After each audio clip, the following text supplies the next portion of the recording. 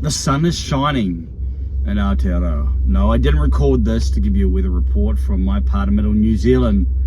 I've decided, as the car is running, to offer a bit of a reflection, something that's been percolating for a while, and as I am on the YouTube channel, I thought I'd offer it in light of a even more recent engagement when the social media platform was still Twitter. I asked South African connections their view of rugby, previous Super Rugby versus present United Rugby Championship, and which they preferred now it is a couple of years down. And it was interesting, the insights. Most are happy with the changes. You can understand that in light of not just to be cynical and say, well, success or lack thereof, except for a period with the Bulls,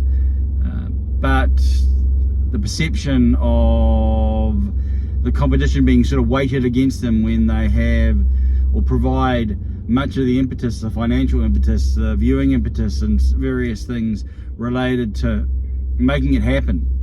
And yet there was a consistent enough pattern of those who would talk about Super 12 and Super 14 with such a fondness that if it was possible, then that would be ideal, a golden point or golden time of rugby for a fledgling professional competition. And that's, I guess it fits a lot what I would say is a larger narrative about rugby, and this is especially for the administrators, and maybe even more so for those down south. When I think of rugby, I think of pre-professionalism and provincial rugby in New Zealand. As one who was living in Christchurch, and one of my strongest and fondest memories is 1994 and around that period in Canterbury, as it was growing back to what it had been, I guess you could say, previously in the 80s, and the strength of the province and the competition and the rivalry, the Ranfurly Shield Challenge, the interaction engagement with Auckland, and you had that connection. There was that bond. Provincialism was strong. I've said privately that the COVID years could have been an ideal opportunity to, when their travel was restricted, to have all the All Blacks in their provinces and see, much like an AFL or NRL model, see what would transpire. I think it would have rejuvenated rugby, because the reality is Super Rugby in New Zealand has increasingly become distanced from the people.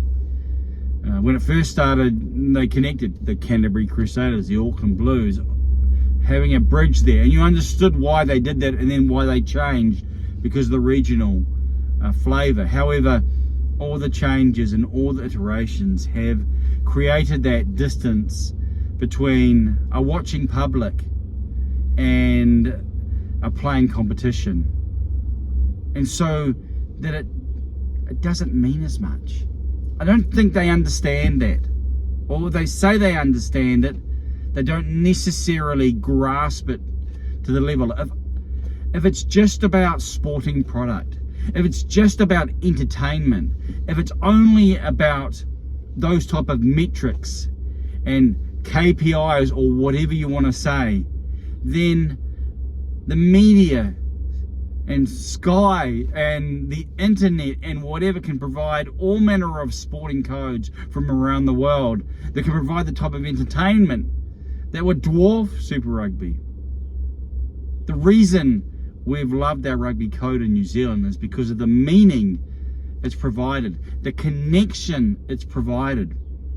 and the years of professionalism and the changes and the iterations have increasingly created the distance, which a lack of competitiveness recently has only exacerbated.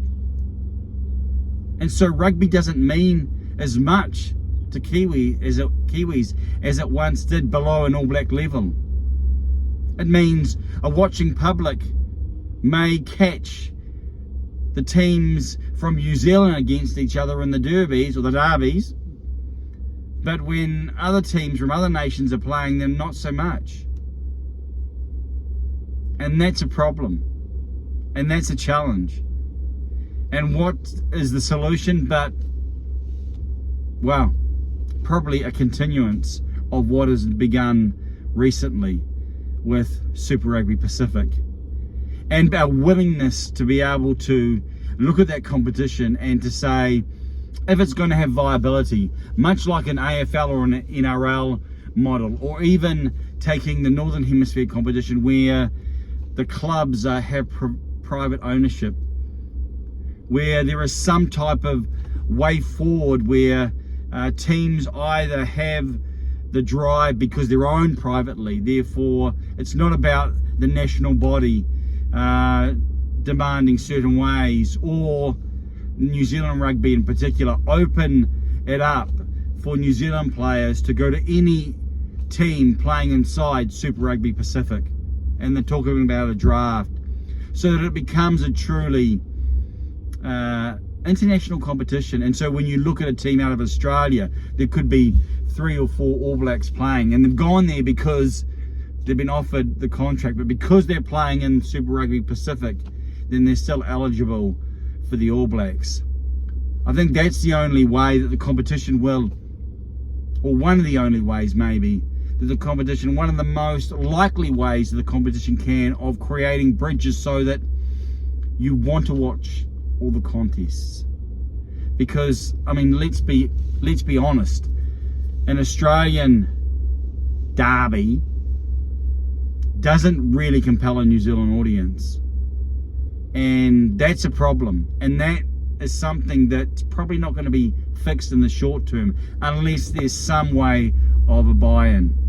I noticed Willie Guinea talking about whether or not Australian rugby could sustain the number of teams, and that's been a debate, and one that's, I guess, privately accepted outside sort of public domains for quite some time. And the way they can sustain 5 teams is if New Zealand Rugby or the broader competition have some independence and is able to become one that can attract even players out of the Northern Hemisphere. Imagine, one of the things that's so great about Northern Hemisphere Rugby, the club competition, is the strength of their teams and the flavour of their teams. And imagine if teams, just say the Western Force and the backing they've got, if there was a greater encouragement and a willingness. Now, of course, he probably can do it now, and he does have an international flavour, the man who's bankrolling. But just imagine if there was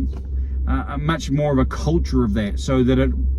it became the norm for more players. And of course, the Highlanders have had some players out of the Northern Hemisphere as well. I think that's what Super Rugby Pacific needs, and potentially to even open the door again to adding teams, although again, learning from our history, no doubt Japan is part of that, and there are ways of going about it. But it's a shame, but it's even more than that, I think, in terms of, I look back on my journey, and there was such a close connection with the province, and then the province led to the All Blacks. Players hung around. Again, it's not the good old days, things change, professionalism has added so much to the rugby code, and yet I don't think we've navigated it in a way, and sadly we've put ourselves in a corner, which means we need to, as in the administrators, need to make some tougher decisions that make the viability much more realistic than idealistic, which I think it is too much today. So, can our rugby, our domesticated rugby, and yes, of course we have the national provincial championship still, but again, in a bloated competition that is, or bloated, sorry, calendar, a rugby calendar, which is only going to become probably more so, or potentially more so, that doesn't have its pride of place either. And so, whereas previously it was tough when your province lost, or it was tough when your Super Rugby team lost, now that distance means that, well, it's a rugby game and there's another week. And that's not necessarily bad from a life context in terms of where rugby should be, but it does communicate about where a fan and his team are residing in an orbit, in a relational orbit. And if rugby is to continue and to become something that's passed on with the challenges that concussion will provide for those families moving forward, and when decisions are made and opportunities are such, where you see things on a TV screen like basketball, the dynamic NBA, which offers so much for a new generation, rugby has to be prepared to move forward and to make some future decisions that hopefully create a more localized competition that brings back the masses, that brings back the crowds who are watching live, and can create a culture of rugby, not only in New Zealand, but increasingly in the nations that are involved, that make it not only a spectacle, which of course it must be, but that it has meaning for all those who want to be captured by the code that is rugby union. I think that is enough from me. Time to say farewell.